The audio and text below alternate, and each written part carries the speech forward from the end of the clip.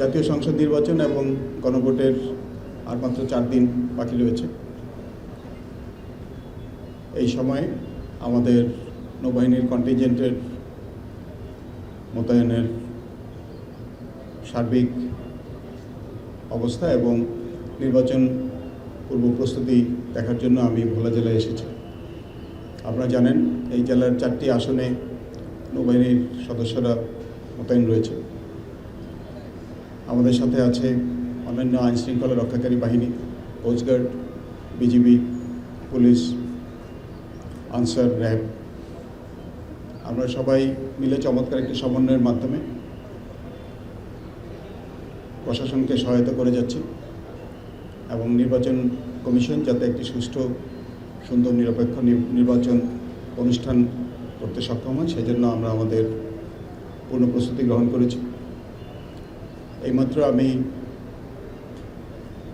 এই জেলার জেলা প্রশাসক, পুলিশ সুপার সহ প্রশাসন এবং অন্যান্য বাহিনীর কর্মকর্তাবৃন্দের সাথে মত বিনিময় করেছি এবং সবার কাছ থেকে আমি যেটা জানতে পেরেছি, প্রশাসন এবং সকল আইন শৃঙ্খলা রক্ষাকারী বাহিনী আমরা সবাই মিলে পূর্ণ প্রস্তুতি গ্রহণ করেছি। আমরা একটি সুন্দর, অবাধ এবং নিরপেক্ষ নির্বাচন ভোলা জেলায় অনুষ্ঠানের লক্ষ্যে সম্পূর্ণভাবে প্রস্তুত। আমরা শুধুমাত্র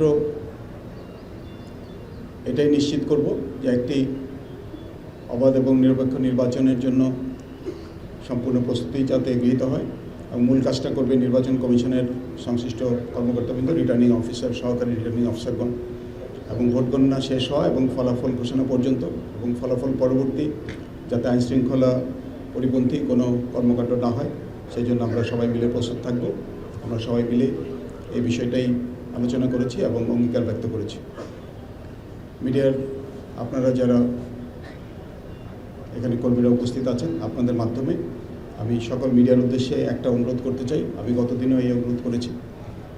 আপনাদের ভূমিকা এই জাতীয় নির্বাচন এবং গণভোটের ক্ষেত্রে অত্যন্ত গুরুত্বপূর্ণ।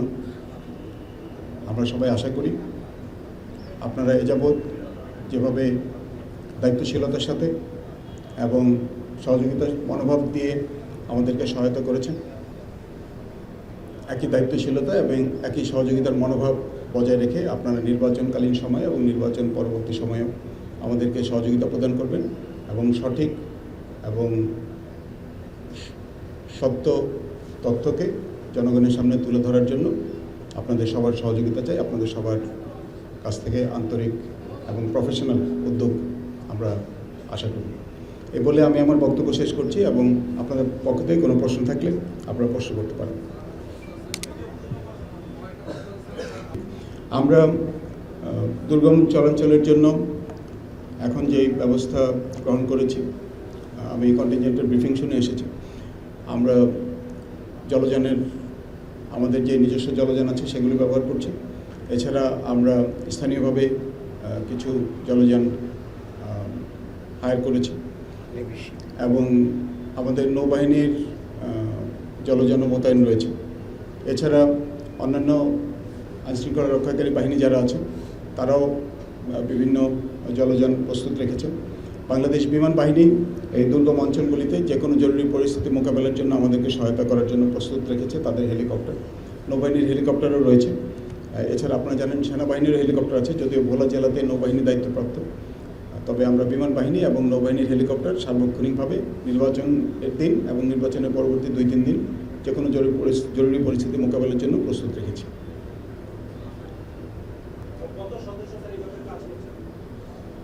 আপনারা জানেন নির্বাচন কমিশন মোট 7 দিনের জন্য আইনশৃঙ্খলা রক্ষাকারী বাহিনীকে পূর্ণ শক্তিতে নিয়োজিত করার জন্য নির্দেশনা প্রদান করেছিল।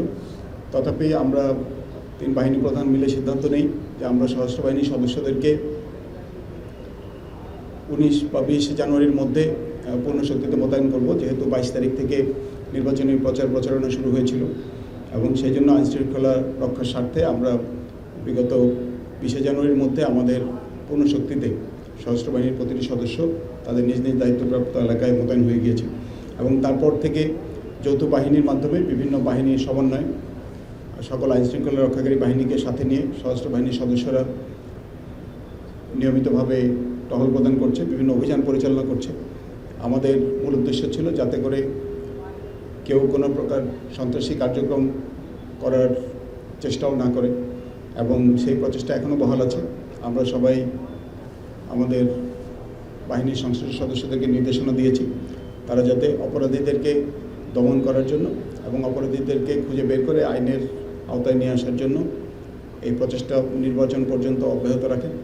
এবং নির্বাচনে আমি যেটা আপনাদেরকে বললাম, নির্বাচনের পরবর্তী 2 থেকে 3 দিন পর্যন্ত আমরা সকল আইন শৃঙ্খলা রক্ষাকারী বাহিনী সদস্যদেরকে সাথে নিয়ে সর্বোচ্চ সতর্কতা অবলম্বন করব, যাতে দুর্গম অঞ্চলেও কোনো প্রকার সহিংসতার ঘটনা না ঘটে, বিশৃঙ্খলার ঘটনা না ঘটে, কিংবা ভোট এর গণনা এবং ফলাফল ঘোষণা পর্যন্ত যাতে কোনো প্রকার অপ্রীতিকর ঘটনা আমরা না দেখি। সেটার জন্য আমাদের প্রচেষ্টাও আছে, আমাদের পরিকল্পনা রয়েছে। সর্বশেষ প্রশ্ন আরেকটি, ঠিক বলেন, একটু সামনে আসেন, আপনার কথা শুনতে পাচ্ছি। যে আপনাকে ধন্যবাদ। আমি আপনার এই অনুরোধের বিষয়টি, আমরা এখানে সব বাহিনীর ঊর্ধ্বতন কর্তা ব্যক্তিরা আছেন, আমি সবাইকে এই বিষয়টি অনুরোধ করব যাতে কোনো নিরীহ লোক হয়রানি না হয়। একই সাথে সরকারি যে নির্দেশনা হয়েছে যে আমার বিশ্বাস 1 বা 2 তারিখের মধ্যে এই মাসে সবার যে বৈধ অস্ত্র যেটা আছে, লাইসেন্সধারী অস্ত্র, সেটাও জমা দেওয়ার জন্য নির্দেশনা প্রদান করা হয়েছে। জি, তো সেই নির্দেশনা যদি প্রতিপালন করা হয় তাহলে নিরীহ ব্যক্তিদেরকে হয়রানি করার কোনো রকমের সুযোগ নেই। আমরা এই বিষয়টি গুরুত্বের সাথে বিবেচনা করব এবং আমরা আমাদের সংশ্লিষ্ট বাহিনী সদস্যদেরকে নির্দেশনা প্রদান করব যাতে কোনো নিরীহ ব্যক্তিকে হয়রানি করা না হয়। আপনাকে অনেক ধন্যবাদ।